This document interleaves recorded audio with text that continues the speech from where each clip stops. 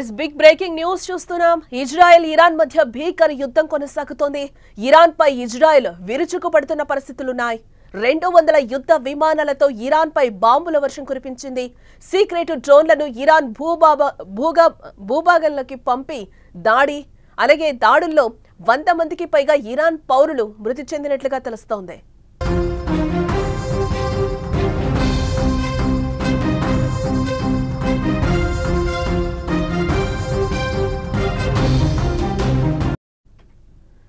తెగిపడుతున్న తలలు దిగుతున్న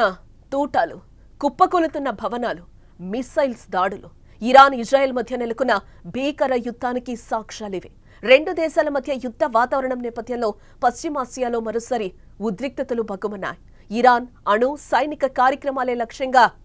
ఇజ్రాయెల్ భీకర దాడులకు దిగింది ఇరాన్ అణు బాంబు తయారీకి చాలా దగ్గరగా వచ్చిందని దానిని నిలువరించేందుకే ఈ దాడులు అవసరమని ఇజ్రాయెల్ పేర్కొంది ఇరాన్లోకి రహస్యంగా తరలించిన యుద్ధ విమానాలు డ్రోన్ల సహాయంతో కీలక స్థావరాలపై దాడులు చేసి పలువురు ఉన్నత స్థాయి సైనికాధికారులు శాస్త్రవేత్తలను మట్టుబెట్టినట్లుగా ఇజ్రాయెల్ ప్రకటించింది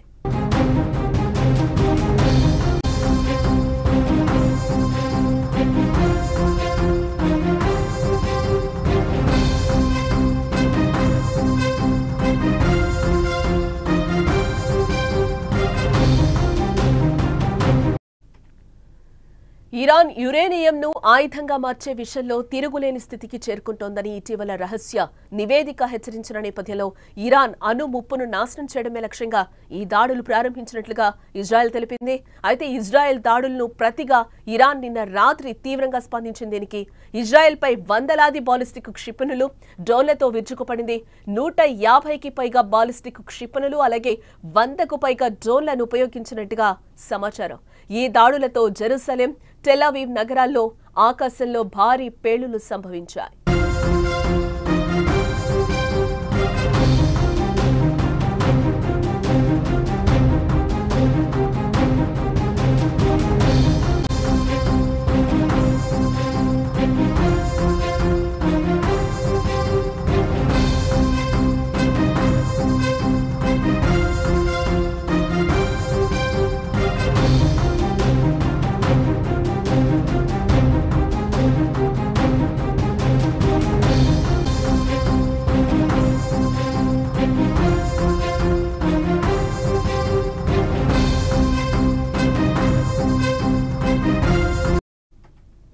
ఇవాళ తెల్లవారుజామున జెరూసలేం గగనతలంలో మరోసారి సైరన్లు పేలుళ్ల శబ్దాలు వినిపించాయి ఇవి ఇజ్రాయెల్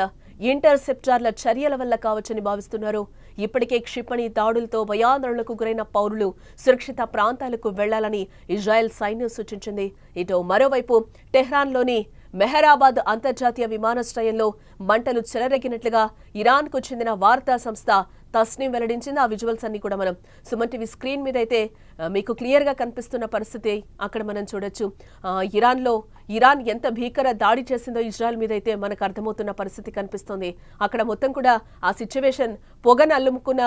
సిచ్యువేషన్ కూడా కనిపిస్తుంది ఆ బాంబు దాడుల వల్ల కూడా అక్కడంతా కూడా చీకటిమయంగా మనకి కనిపిస్తుంది విమానాశ్రయం నుంచి పొగలు నారింజ రంగు మంటలు కూడా ఎగసి పడుతున్న వీడియోను మనం ఎక్స్ లో పోస్ట్ చేసింది ఇరాన్ ను చర్చలకు రప్పించడం లేదా దాని అణు కార్యక్రమాన్ని శాశ్వతంగా నిర్వీర్యం చేయడం లక్ష్యంగా ఇజ్రాయెల్ చేపట్టిన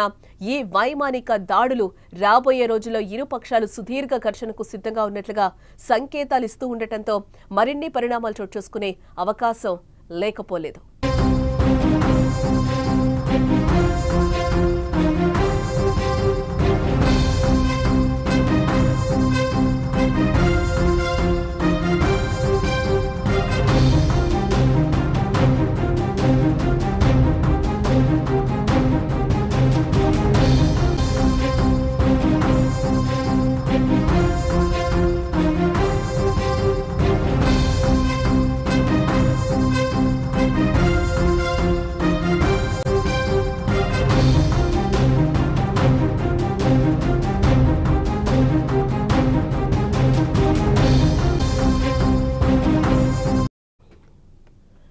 ఈ దాడులు చూస్తుంటే మూడో ప్రపంచ యుద్ధం మొదలైనట్లేనా అన్నట్లుగా కనిపిస్తోంది ఇరాన్ ఇజ్రాయెల్ మధ్య మిసైళ్ల దాడులతో మిడిల్ ఈస్ట్ లో